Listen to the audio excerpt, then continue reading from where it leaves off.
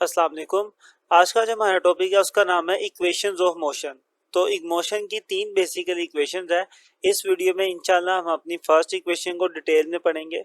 अब directly derivation पे आने से पहले ये पैराग्राफ जो है इसके अंदर बहुत इंपॉर्टेंट बातें लिखी हुई हैं। तो मैं पहले आपको वो इंपॉर्टेंट बातें समझा दूं, उसके बाद इंशाल्लाह हम अपनी इक्वेशन की डेरिवेशन की तरफ चलेंगे। तो इक्वेशंस ऑफ मोशन हमारा ये टॉपिक है। अब इसके अंदर सबसे पहले हम करते क्या हैं, देखिए कोई बॉडी अगर मूव कर रही है ना, अगर कोई बॉडी स्ट्रेट लाइन में मूव कर रही है तो डेफिनेटली जब वो मूव कर रही है उसके पास स्पीड भी है, उसके पास वेलोसिटी भी है, वो कोई डिस्टेंस भी कवर कर रही है, टाइम भी लग रहा है उसे। तो मैं फर्ज कर लेता हूँ कि बॉडी यहाँ से यहाँ जा रही है, उसकी कोई ना कोई स्पीड भी होगी, उसको टाइम भी लग रहा है और उसने कुछ ना कुछ डिस्टेंस भी कवर किया है। क्लियर। तो ये जो तीन क्वांटिटीज है ना, डिस्टेंस, टाइम और वेलोसिटी, हम इन तीनों को आपस में कंबाइन करते हैं और कंबाइन करके हमारे पास तीन इक्वेशन निकल कर आती हैं, ठीक है, जिन्हें हम कहते हैं इक्वेशंस ऑफ मोशन। अब किस तरीके से इनको कंबाइन करते हैं वो इनकी डेरिवेशन इंशाल्लाह हम आगे देखेंगे। सबसे पहले ये चीज के इन तीनों को हम कहते क्या है, एक वेलोसिटी है, दूसरा हमारे पास पोजीशन है, ये जो डिस्टेंस जिसे हम कह रहे थे डिस्टेंस को यहाँ पे हम पोजीशन भी कहेंगे, क्योंकि एक ही बात है ना, किसी बॉडी ने कितना डिस्टेंस कवर किया इसका यही मतलब है कि उसकी इस वक्त पोजीशन क्या है। तीसरा वेरिएबल जो था हमारे पास वो ये था टाइम का। ये तीन वेरिएबल्स हैं जिसको हमने अपनी इक्वेशन में यूज करना है। अब इन तीनों को हम एक नाम दिया हुआ है, वो नाम है काइनेटिक वेरिएबल। इनको काइनेटिक वेरिएबल भी कहा जाता है। अब इस तरह की जो चीजें हैं ये शॉर्ट में भी आ सकती हैं, एमसीक्यूज में भी आ सकती है कि काइनेटिक वेरिएबल्स क्या हैं। तो तीन है आपके पास, वेलोसिटी, पोजीशन और टाइम। ठीक है, इन काइनेटिक इसलिए वर्ड यूज हो रहा है, काइनेटिक का वर्ड जहां पे भी आता है उसका मतलब होता है कि बॉडी मूव कर रही है। यहाँ पर भी बॉडी मूव ही कर रही है ना, डिस्टेंस कवर कर रही है, मूवमेंट है उसके अंदर। तो जब मूव कर रही है और उसके अंदर फिर तीन चीजें आ जाती हैं, डिस्टेंस, वेलोसिटी और टाइम। क्लियर। अब ये तीनों वेरिएबल्स हैं। वेरिएबल्स इसलिए कहा जाता है कि डेफिनेटली इनकी जो वैल्यूज है वो चेंज होती रहती है, कभी वेलोसिटी ज्यादा होती है, कभी कम होती है। टाइम और जो डिस्टेंस है या पोजीशन है वो भी चेंज होती रहती है वक्त के साथ, इसलिए इन्हें हम क्या कह रहे हैं, काइनेटिक वेरिएबल्स है। ऐसे वेरिएबल्स हैं जो मूव करती हुई बॉडी के हैं, और वो तीन है, वेलोसिटी, पोजीशन और टाइम। इनको अच्छे से याद रखिएगा। अब बात करते हैं कि जब हम इनको आपस में कंबाइन करते हैं ना तो तब हमारे पास क्या निकल के आती है, इक्वेशंस ऑफ मोशन बनती है। मिसाल के तौर पर जब मैं वेलोसिटी और टाइम इन दोनों को आपस में कंबाइन करता हूं तो मेरे पास क्या बनती है, मेरे पास फर्स्ट इक्वेशन ऑफ मोशन बनती है। वेलोसिटी टाइम मिलेंगे तो क्या बनेगी, फर्स्ट इक्वेशन ऑफ मोशन बनेगी। अब मैं ऐसी बात क्यों कर रहा हूँ, क्योंकि फर्स्ट इक्वेशन ऑफ मोशन में लिख देता हूँ तो आपको ज्यादा क्लियर होगा कि मैं ऐसा क्यों कह रहा हूँ। फर्स्ट इक्वेशन ऑफ मोशन ये है हमारे पास, v F is equal to v I plus A t. इस पूरी इक्वेशन में आप देख सकते हैं कि यहाँ तो वेलोसिटी की बात हो रही है, यहाँ टाइम की बात हो रही है। ठीक है, आपके माइंड में आएगा जी एक्सेलरेशन भी है, एक्सेलरेशन भी बेसिकली वेलोसिटी ही है ना। एक्सेलरेशन का क्या मतलब है, वेलोसिटी में तब्दीली, तो चीज तो वही है।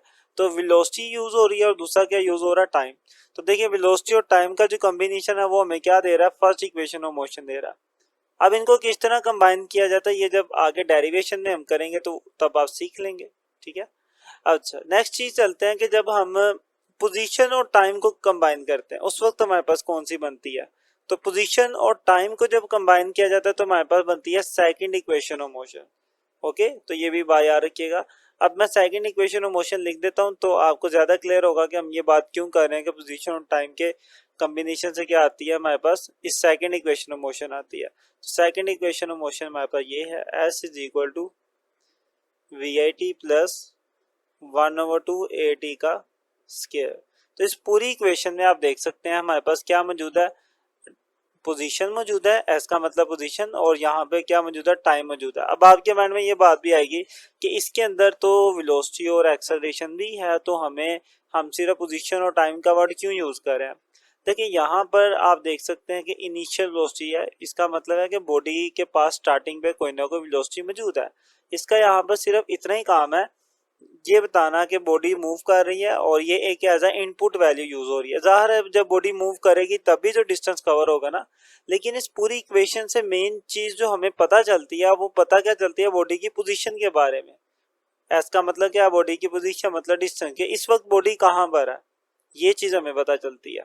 और ये टाइम के लिहाज से पता चलती है कि 5 सेकंड गुजरेंगे तो बॉडी की पोजीशन क्या होगी, 10 सेकंड गुजरेंगे तो बॉडी की पोजीशन क्या होगी। तो बेसिकली इस पूरी इक्वेशन में जो मेन फोकस किस पे है, पोजीशन पर और टाइम पर है। इसलिए इसके लिए हम सिर्फ क्या यूज करते हैं, पोजीशन टाइम वर्ड यूज करते हैं कि पोजीशन टाइम से हमें क्या मिलती है, सेकंड इक्वेशन ऑफ मोशन मिलती है। और थर्ड पे आ जाते हैं वेलोसिटी पोजीशन, कि जब वेलोसिटी और पोजीशन का कॉम्बिनेशन बनता है तो तब हमें क्या मिलती है, थर्ड इक्वेशन ऑफ मोशन मिलती है। ठीक है, अब थर्ड इक्वेशन ऑफ मोशन भी लिख देता हूँ, फिर आपको क्लियर होगा कि ऐसा क्यों कहा जा रहा है। थर्ड इक्वेशन ऑफ मोशन में 2as is equal to we F square minus के वी आई स्क्वायर, ये थर्ड इक्वेशन है। इस पूरी इक्वेशन में देख सकते हैं यहाँ पोजीशन है, यहाँ फिर वेलोसिटी है, बस टाइम है ही नहीं है। तो इसलिए हम क्या कहते हैं कि वेलोसिटी और पोजीशन का जो कॉम्बिनेशन है वो हमें क्या देता है, थर्ड इक्वेशन ऑफ मोशन देता है। तो जब भी इन पेयर्स को इस तरीके से मिलाया जाता है तो हमारे पास क्या बनती है, ये इक्वेशन बनती है। अब इनको कैसे मिलाया जाता है, ये इक्वेशन बनती कैसे, वो इंशाल्लाह डेरिवेशन में हम सीखेंगे।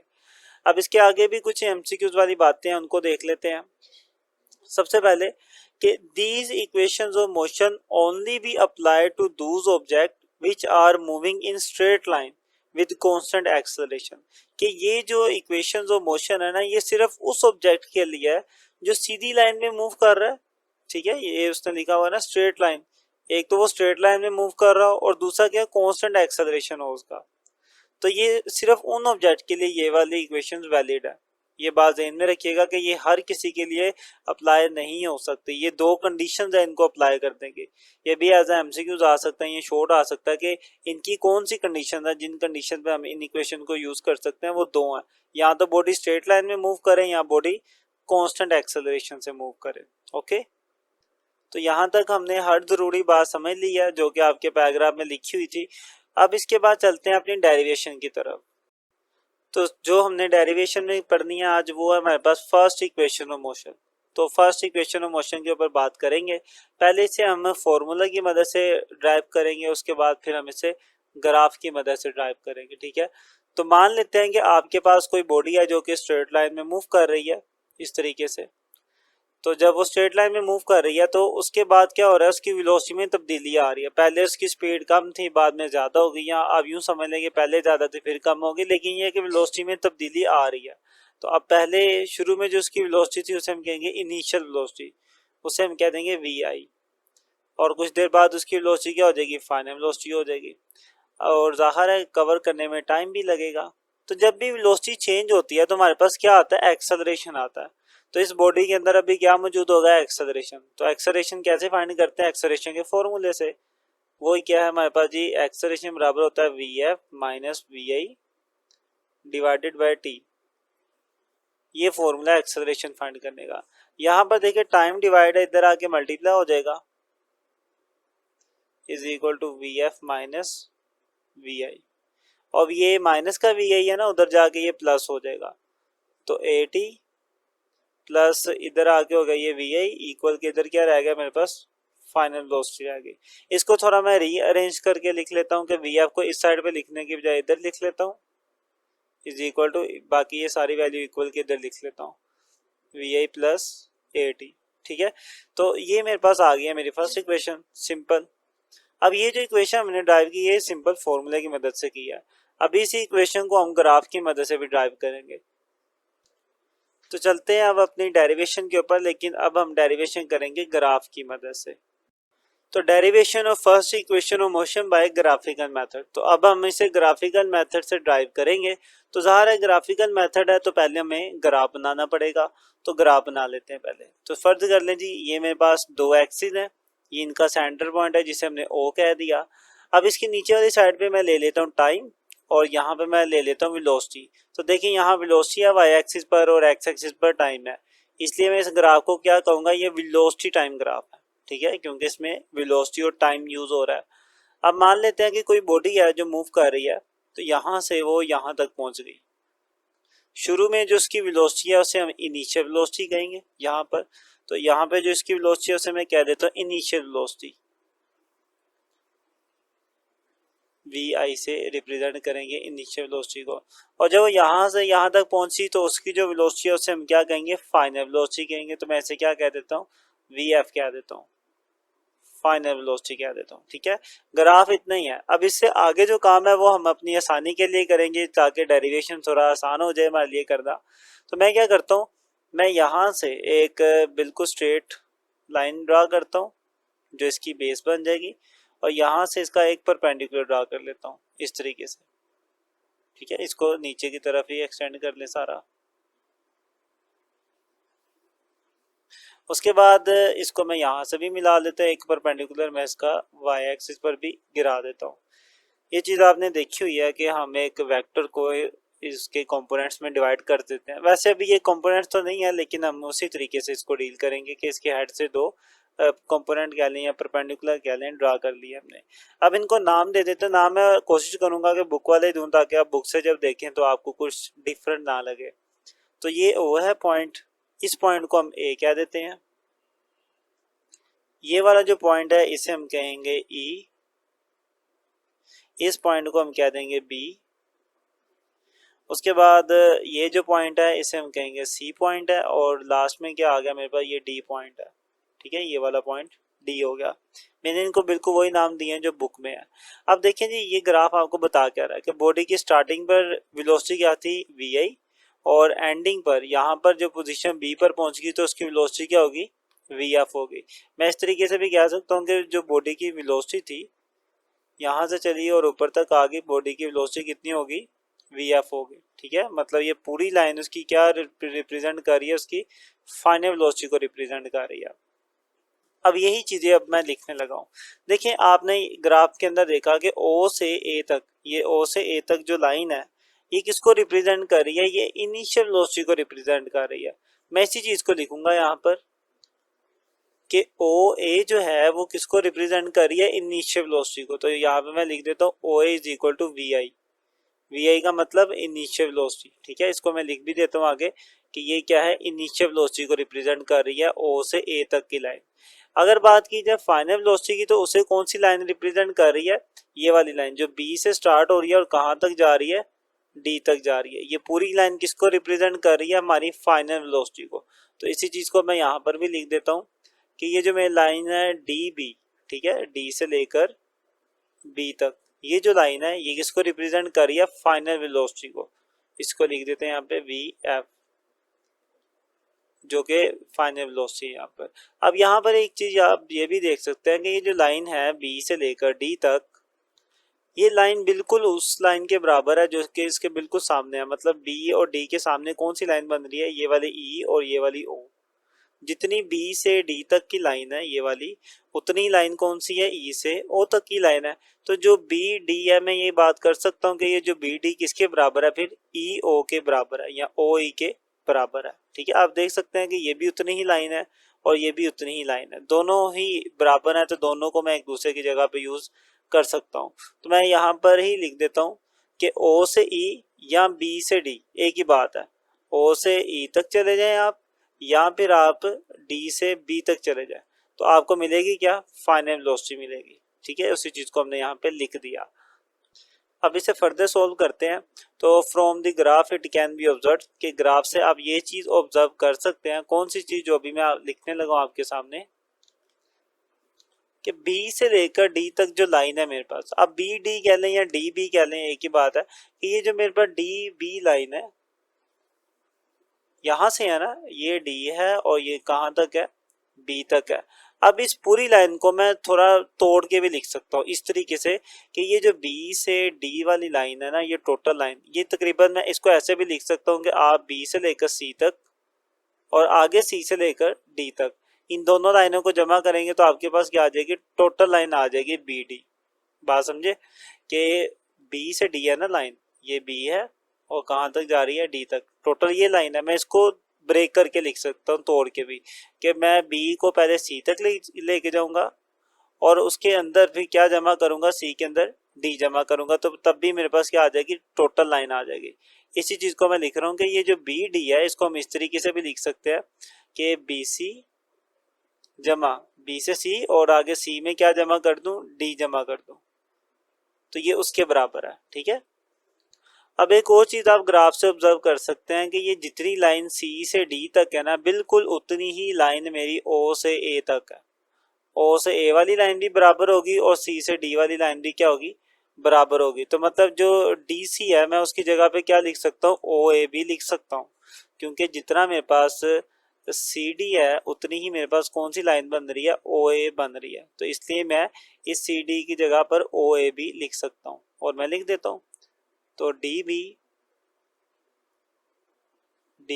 Is equal to B C as it is रहने दे, प्लस सी डी की जगह पे क्या लिख सकता हूँ मैं, ओ ए लिख सकता हूँ। ठीक है, अब इनकी वैल्यूज देखते हैं। वैल्यूज के लिए ग्राफ को देखते हैं। सबसे पहले तो मैं इन एक्स्ट्रा लाइंस को रिमूव कर देता हूँ। ले जी, यहाँ पे लिखा हुआ है डी बी। देखिए डी से लेकर बी तक ये बनती है ना टोटल लाइन, और ये क्या हमें दे रही है, फाइनल वेलोसिटी दे रही है। तो मैं इस डी बी की जगह पे क्या लिख सकता हूँ, फाइनल वेलोसिटी लिख सकता हूँ। बी सी मेरे पास ये वाली लाइन है, इसकी वैल्यू अभी हमारे पास है नहीं है, तो इसको फिलहाल ऐसे ही रहने दे। प्लस ओ से ए, ये देखें जी, ओ से ए हमारे पास क्या मिल रही है, हमारे फाइनल इनिशियल वेलोसिटी हमें मिलती है। तो मैं ओ ए की जगह पे क्या लिख दूंगा, इनिशियल वेलोसिटी लिख दूंगा। अब ये जो बी सी है ना, इसकी वैल्यू अब हम ग्राफ की मदद से फाइंड करेंगे। ठीक है, तो अब मैं इस बी सी की वैल्यू फाइंड करूंगा। जब वो फाइंड हो जाएगी तो यहाँ पे लिखूंगा, तो मेरे पास फाइनली क्या बन जाएगी, फर्स्ट इक्वेशन बन जाएगी। इस इक्वेशन नंबर 1 कह देते हैं। अब बी सी की बारी है, तो बी सी फाइंड करने के लिए मैं यूज करूंगा स्लोप। ठीक है, मैं फाइंड आउट करूंगा slope of line A B. तो जो लाइन है मेरे पास ए बी, उसकी स्लोप फाइंड करते हैं। ए बी कौन सी लाइन है, ये वाली। ठीक है, इस वाली लाइन की मैं स्लोप फाइंड करूंगा, ये जो रेड लाइन है। अब स्लोप का मतलब क्या होता है, देखिए स्लोप का मतलब होता है कि किसी लाइन में झुकाव कितना है, वो कितनी झुकी हुई है। वो जितनी झुकी होती है वही उसकी स्लोप होती है। अब स्लोप कैसे फाइंड की जाती है, तो स्लोप फाइंड करने का तरीका ये होता है, आप ये देखें कि उस लाइन की हाइट कितनी है और उसकी बेस कितनी है। ठीक है, ये लाइन है ना, इसकी हाइट क्या होगी, बी से सी इसकी हाइट है, और इसकी बेस क्या होगी, ये ए से लेकर सी तक या सी से लेकर ए तक। बात समझे। तो इस तरीके से हमारे पास क्या आ जाती है, इसकी स्लोप आ जाती है। फिर से सुनो, स्लोप कैसे आती है, आप हाइट को डिवाइड करते हैं बेस के साथ। ठीक है, हाइट कितनी है, बी सी है, तो स्लोप फाइंड करने के लिए मैं बी सी जो हाइट है इसकी, मैं बी सी को डिवाइड कर दूंगा नीचे वाली लाइन के साथ, वो क्या है, ए और सी। तो इसकी जगह पे क्या आ जाएगा, ए सी आ जाएगा। अब एक बार याद रखिएगा कि जो स्लोप होती है हमारे पास, वो हमें क्या देती है, एक्सेलरेशन देती है। क्योंकि वेलोसिटी टाइम ग्राफ की जब भी स्लोप फाइंड करता है तो क्या आता है, एक्सेलरेशन आता है। अब क्यों एक्सेलरेशन आता है, इस पर मैं बाद में बात करूंगा, पहले इससे कंप्लीट कर लेते हैं। बी सी तो एज इट इज रहेगा, क्योंकि उसकी वैल्यू तो हम फाइंड कर रहे हैं। तो बी सी फिलहाल ऐसे ही रहेगा। डिवाइड में क्या मेरे पास, ए और सी। देखिए ए से लेकर सी तक इस पूरी लाइन को मैं क्या कह सकता हूँ, टाइम कह सकता हूँ, क्योंकि ये जो ए सी लाइन है इसके नीचे क्या लिखा हुआ, टाइम लिखा हुआ। तो ये पूरी लाइन टाइम को रिप्रेजेंट कर रही है, क्योंकि जितना ए से सी तक है उतनी ही लाइन मेरे पास कौन सी है, ओ से डी है। तो ओ डी अगर टाइम के इक्वल है तो डेफिनेटली ए से भी किसके इक्वल होगा, टाइम के इक्वल होगा। तो मैं क्या करूंगा कि ए सी की जगह पे लिख दूंगा टाइम। अब टाइम यहाँ पे डिवाइड है, इधर आके मल्टीप्लाई होगा, तो ये मेरे पास क्या बनेगा, ए टी। तो बी सी की वैल्यू आ गई मेरे पास। इसी बी सी की वैल्यू को मैं क्या करूंगा, अपनी इक्वेशन नंबर 1 में लिखूंगा, तो ये मेरे पास इक्वेशन बन जाएगी। तो मैं यहीं पर ही कर देता हूँ, लिखते हैं जी पुट इन 1। इस इक्वेशन में लिखते हैं, तो V F is equal to, B C है ना, बी सी की जगह पे क्या आएगा, ए टी आ जाएगा, प्लस वी आई था तो वी आई आ जाएगा। इसको आप थोड़ा रीअरेंज कर लें, पहले आप लिख लें वी आई को और बाद में आप लिख लें ए टी को। तो देखें आपके पास क्या बन चुकी है, आपकी फर्स्ट इक्वेशन ऑफ मोशन बन चुकी है। तो उम्मीद है आप ये समझ चुके होंगे। अब यहाँ पे मैंने आपको बताना था कि इसकी जब स्लोप ली जाती है तो हमारे पास एक्सेलरेशन क्यों आता है। ठीक है, इसका जवाब आपको यहीं से ही मिल जाएगा। देखें स्लोप आती कैसे है कि जब हम हाइट को बेस पर डिवाइड करते हैं, ऐसे ही है। मतलब आप यूं कह लें कि जब हम वाई एक्सिस को एक्स एक्सिस पर डिवाइड करते हैं। अब वाई एक्सिस पे क्या मौजूद है, वाई एक्सिस पे मेरे पास वेलोसिटी मौजूद है, और एक्स एक्सिस पे मेरे पास क्या मौजूद है, टाइम मौजूद है। तो बेसिकली मैं कर क्या रहा हूँ, जब स्लो फाइंड कर रहा हूँ तो मैं वेलोसिटी को डिवाइड कर रहा हूँ टाइम के साथ। तो जब भी वेलोसिटी और टाइम डिवाइड होता है तो हमारे पास क्या आता है, एक्सेलरेशन ही आता है। अगर आपने एक्सेलरेशन का फॉर्मूला पढ़ा हो तो एक्सेलरेशन के फॉर्मूले में यही कुछ ही होता है। एक्सेलरेशन किसके बराबर होता है, V F minus we I over, ठीक है। तो ऊपर क्या होती है वेलोसिटी, नीचे क्या होता है टाइम। तो मतलब वेलोसिटी और टाइम को जब डिवाइड करें तो क्या आता है हमारे पास एक्सेलरेशन ही आता है। और जब हम स्लो फाइंड करते हैं तो हम क्या करते हैं, हम वाई एक्सिस को एक्स एक्सिस पर डिवाइड करते हैं। तो वाई एक्सिस पर मेरे पास क्या मौजूद है, वेलोसिटी, और एक्स एक्सिस पे क्या मौजूद है, टाइम। तो मतलब मैं वेलोसिटी और टाइम को डिवाइड करूंगा, उनको डिवाइड करने से एक्सेलरेशन आता है। तो इसलिए ये बात हम करते हैं कि जब हम स्लो फाइंड करते हैं वेलोसिटी टाइम ग्राफ की, तो हमारे पास क्या आता है, एक्सेलरेशन आता है। ये काफी इंपॉर्टेंट है, इसको एज ए एमसीक्यू भी आपने याद रखना है। इसी के साथ हमारी जो डेरिवेशन है फर्स्ट इक्वेशन की वो कंप्लीट होती है। मैंने हर तरीके से इसकी डेरिवेशन आपको करवा दी है। तो उम्मीद है आप समझ चुके होंगे। कहीं पे कोई इशू हो तो आप जरूर कमेंट करें, और अगर वीडियो अच्छी लगती है तो शेयर भी करें। आपको इस चैनल पर मैथ की वीडियोस भी मिलेंगी, तो आप उनको भी अच्छे से देखिएगा। मिलते हैं इंशाल्लाह नेक्स्ट वीडियो में, तब तक के लिए अल्लाह हाफिज़।